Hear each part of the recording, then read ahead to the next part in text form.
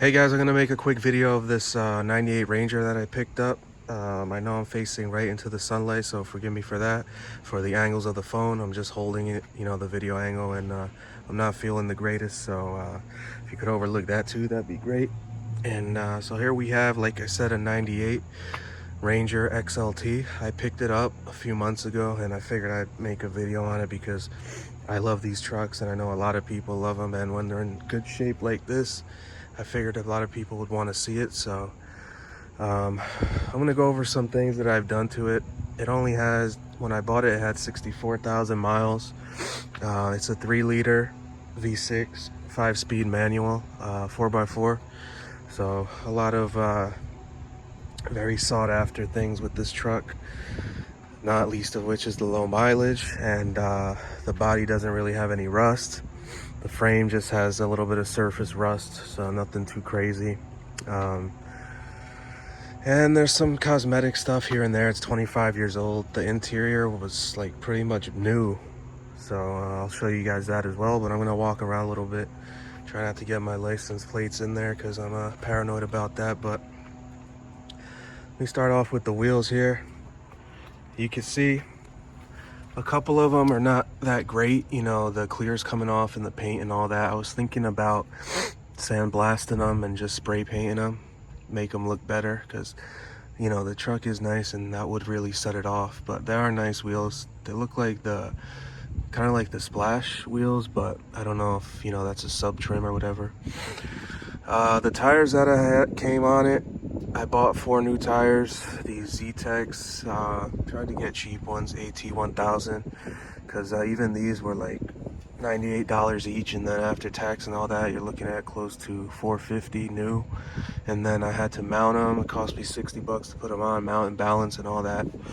But the other ones, they had good tread, but they were dry rotted, and they were like over 10 years old, so I had to get rid of those. Has a bed liner in there. You can see it's starting to come up. Looks like bacon, That's kind of annoying. I want to fix that, but what else? It's got, you can see the badge. I like these mirrors. I prefer these slimmer mirrors, like the post in here, over the other kind, because the other kind look a little bit too fat for me.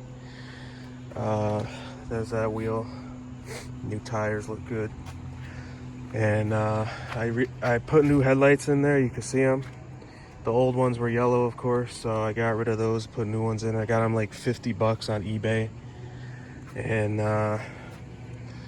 you can see the other side, passenger side wheels, pretty nice. Passenger side wheels here. I put a ball on there. You can see the ball I put on there. My dad gave me that. He had one laying around. There's a little rust, rust spot here from where the paint came up. I didn't look under the bed liner and see how the bed is, but it looks pretty good. I put 4 new shocks on it. The shocks were shot. Yeah, I put the new shocks, new tires. What else have I done? Here you can see the interior. Like I said, the door panels are very nice. There's a little mark here that I could probably work out, The seats are like mint. You can see those seats there. I got my motorcycle vest covering that one, but it flies in here. You can see that seats, and you can see the back, the little jump seats there. Those are in really nice shape. The carpet, everything back there. You can see the other jump seat there. I won't use them, but the headliner is really nice. You can see that. The dash is nice, no cracks. The radio, the climate controls, there's a 5-speed. I put these mats in there. Didn't have mats, so I put those in there just not to fuck up the floor too bad.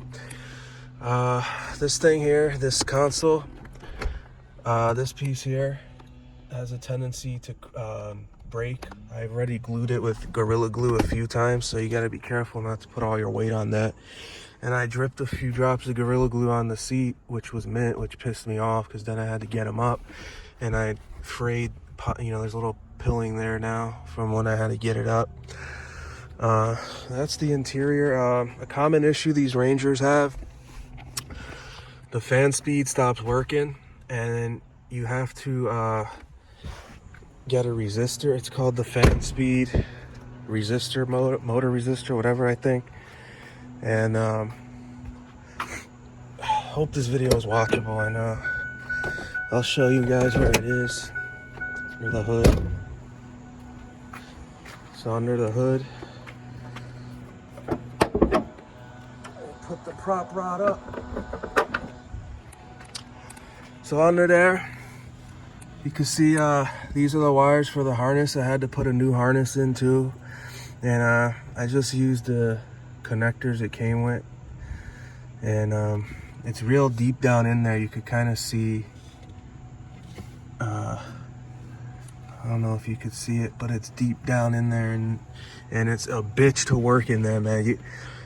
I got so aggravated doing that. I'm sure I should have probably taken these reservoirs out to make more room, but I lost a socket down in there. I lost 2 screws holding it down, so I had to go to Lowe's and get some screws that would work to put it back in there, because Auto Parts didn't have anything, and neither did the Ford parts. So it was really fucking annoying. Like, if you can find a smarter way to do that, let me know in the comments, because I was under there pulling my hair out, trying not to get aggravated, but getting real angry. I put a new IAC valve, this thing on here, which is with the idle and the idle speed and that kind of thing. Another common issue these Fords have is the belt chirp. If you guys know, you know what that is. So I put a new belt. I put a new tensioner pulley in there. I mean, a tensioner and the pulley, and a power steering pulley. And then a very common issue that these things have when you do your research, the camshaft synchronizer, which takes the place of the distributor, which is all the way in the back of the engine, down there somewhere. There's a sensor on top.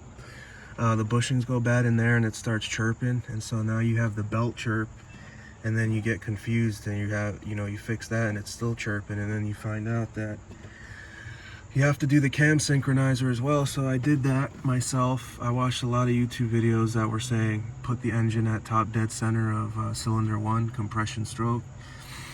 And then I watched a lot of videos that say you can just, turn the engine off, and wherever it stops in its cycle, that you could pull it out, and as long as you don't move the engine any and you put it back exactly how it was, you should be all right. And that was the case for me. I don't really have any problems with it. I didn't put it at top dead center. I did it that way, but I don't know. I'm not a mechanic, so maybe you should do that. If anybody could leave your comments on that as well, I'd appreciate that. But a lot of videos were saying to just do it the easier way. So what else did I do? So I did the shocks, I did the headlights, I did the camshaft synchronizer, the blower motor fan resistor thing, the belt and pulleys, tensioner, 4 new tires that were balanced. I did an alignment because it was pulling to the right, which it still is, because they couldn't adjust the camber. They can only adjust the toe. So if anybody could leave your comments below. I was researching that I have to put camber bolts into the upper control arm for them to be able to adjust the camber, because it's out. It's negative 1.7 on the left and negative 0.5 on the right. And so they were trying to tell me that that's not going to cause a pull, but I think it is, because negative 0.5 is greater than negative 1.7. It's basic math. It's going to pull on the side with more camber, which is the right. But if you guys, like I said, I'm not a mechanic, your opinions on it's got the rear sliding window, which is cool. Lots of nice breeze in there. It is manual. Everything's manual. The locks are manual. The roll down windows, which I prefer, less things to fuck up electrically, When I first got it, the keys weren't opening the lock. It was like stuck, seized. So I just stuck a straw in there, the WD-40 straw, and squirted it a lot. And then they loosened up, so now they work.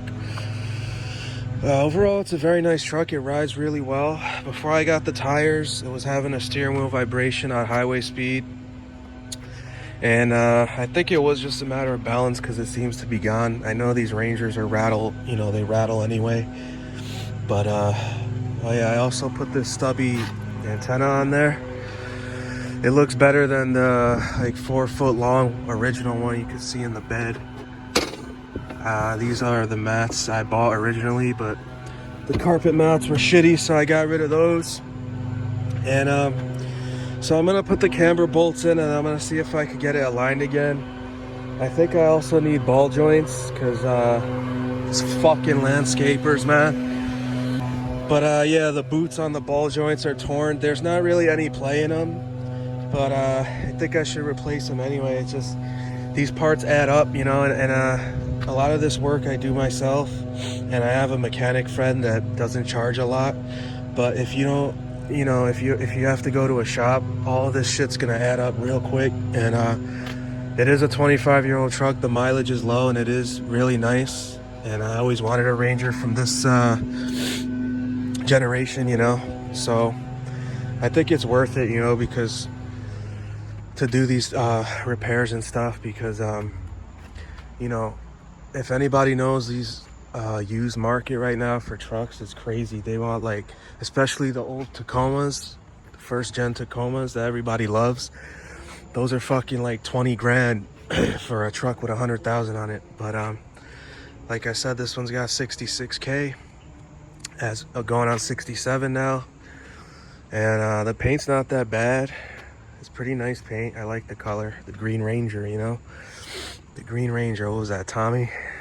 Power Rangers. But yeah, so I'm gonna see what I could do about those camber bolts and getting it aligned again to fix that camber, because I don't want to put new tires on it, which I already did, and then have them get fucked up because of the alignment. So like I said, it still pulls to the right, but I don't want to make this video too long. Check out my other videos on this channel. It Never Was About You have to do a lot with the true nature of reality and how it stems from the inner orientation of our mind and our spirit, and these psychological and philosophical issues that we all should be contemplating, but are downplayed in our society for a variety of reasons, not least of which is to produce the most mentally inept population that is possible in order to subjugate and control and dictate reality to us, which, if we had any idea about how this reality actually works and the power of our mind and the laws of vibration and all of this stuff, you know, our heads would spin. So check out my videos on this channel. Leave your comments on this video regarding this truck, and check out, you know, let me know what other videos you want to see about it, and if you could leave your suggestions and things for the issues I brought up. Also, I forgot to mention, it was having like this engine chattering, like when it was under acceleration, like under load. And I was researching a lot of things and getting a lot of varying suggestions, but I put super in it, 93 octane, and it seems like it went away.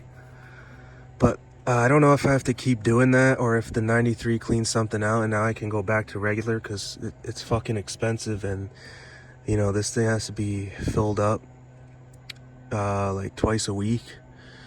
And if you could leave your ideas about that. Like I said, I don't know everything about this stuff, but yeah, I was thinking it was like maybe a timing chain issue, but the gas seemed to fix it, because it was driving me crazy. And I brought it to Ford, and I went on the test drive with the fucking guy, the master tech there, supposedly. And before he went on a test drive himself, he told me he couldn't hear anything. So then I asked if I could go on a test drive to point it out, which I did. It was doing it clear as day, and this fucking guy is like, I can't hear it. I don't hear anything. So at that point, I didn't know what, you know, this guy can't hear. They didn't want to bring out somebody else. So I said, fuck it. Let me just see what this gas would do. I should have tried that first anyway. I did try the medium before the, you know, after the 87, but it didn't fix it. So then I kind of figured that it wouldn't. But I guess I should have just tried super from the get-go. But they didn't charge me at the dealership, because, you know, usually they charge you just to diagnose, but he said since they didn't do anything or find anything, they wouldn't charge me. So that was cool anyway, I guess. But I don't know, man. Master techs, and they can't even fucking hear things. That it's like, you know. Yeah, here's a tailgate. Tailgate, let's look under there. Yeah, not too bad. I like these tailgates that you just, you know, from your own power, you drop them down. All this fucking power tailgate assist and all this shit. You gotta wait like 5 minutes for the fucking thing to drop down. Just fucking pull it down yourself, man. Like, what is the big deal in this? I don't want to go off on a tangent with this society and all this shit, but I don't know, man. It's aggravating. And also the good old key in the ignition. I hate start stop buttons. Fuck all that. Gotta keep that annoying fucking big ass key fob in your pocket bulging out. But yeah, so check out my other videos, leave your comments, feel free to subscribe to this, I'd appreciate it. I know that if you guys watch my videos, they're not the most entertaining, but you'll get some words of wisdom out of them, because we all go through things in life, and we each have our gifts.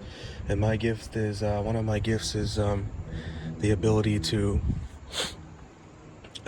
introspect and think critically and use logic and reason and all that shit. So this is going on 20 minutes. I'm gonna cut it here. Check out my other channel, Ray Rivera, where I've done music and art and all that stuff. And thanks for watching, and recommend the videos if you can.